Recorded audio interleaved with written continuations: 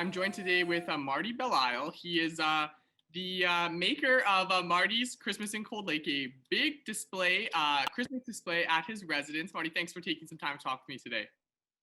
Yeah, no problem. So we're going to be showing some pictures of this and some video while we talk, but can you just tell me a little bit about how you began? This is the 30th year that you're doing this. Just tell me a little bit of the origin story.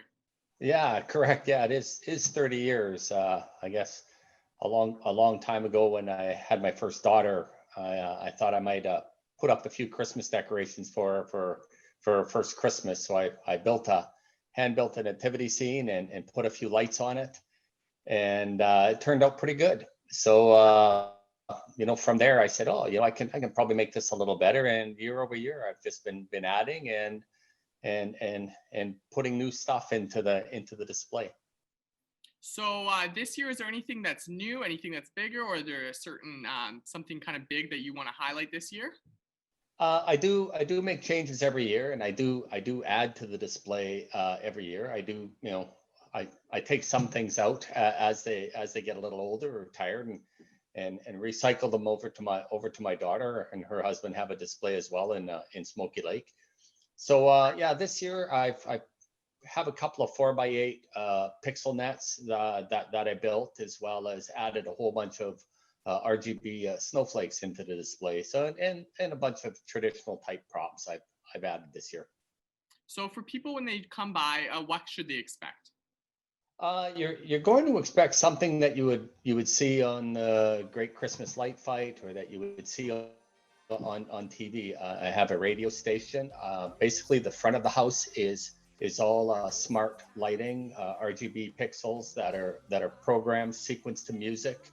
I have 14 different songs that you can just play through the radio in the comfort of your car on there. And pretty well the whole front of the house is covered with pixels. And if you drive along the alley, you can go right around my house. I've got an alley and the back alley as well too. And back there, I've got set up more of a traditional display, something you might have seen more in the early years, with lots of bought-in props and hand-built props out there. So yeah, it's definitely it's definitely worth the view, that's for sure. How much work does it take for you to put in to make such a big display? Yeah, that's over the years, I get that question quite a bit, and so I've actually timed it and did that. And for Christmas this year, just my outdoor setup time was about 120 hours. I do Halloween as well, so some of it is I use duplicate props with the smart lighting, but about 120 hours of outdoor setup time. That doesn't include any building other props or assembly or any sequencing or adjusting of the computer there to sequence it to music. So there's a little bit of labor involved. And obviously, this is the 30th year that you've been doing this. Each year, kind of a little bit different, getting bigger, possibly. What do your neighbors think of this?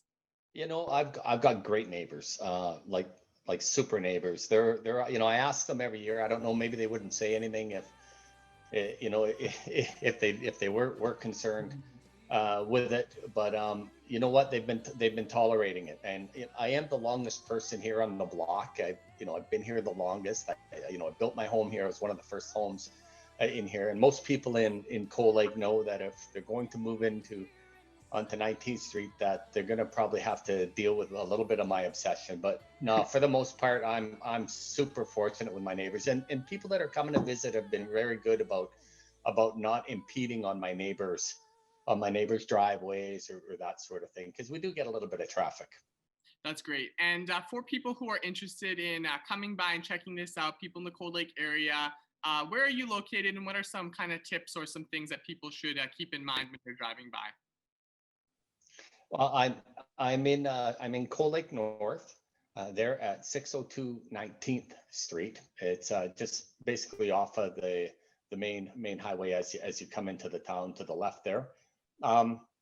Probably if you're going to come, expect that there's going to probably be a little bit of traffic, so you might have to wait a little bit to get yourself into a good spot where you can, crank up your radio inside and listen to the tunes on there.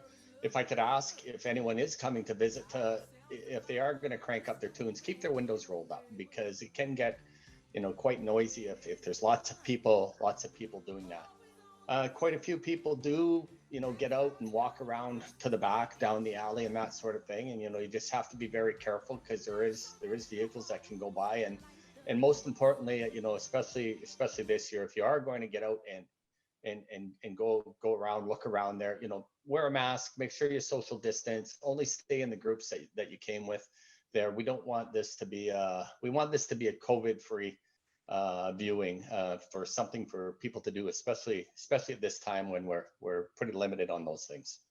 And just before we end today, what's it like for you to be able to, just contribute to the community and maybe make some people smile this holiday season? It's super important this year. Looking back over 30 years, what I think, I do it for myself as much as I do it for the community. But now I have young families that are bringing their kids that actually grew up with it and got to see it when they were little kids. And so now I'm starting to see a second generation of this. I'm getting return people from Edmonton, from Lloydminster, all over the place, coming out to visit. So you know what? This is something to do, and it's just maybe a little beacon of light here in Cold Lake. Thank you so much for taking some time to talk to me today, Marty. Perfect, JC. No problem.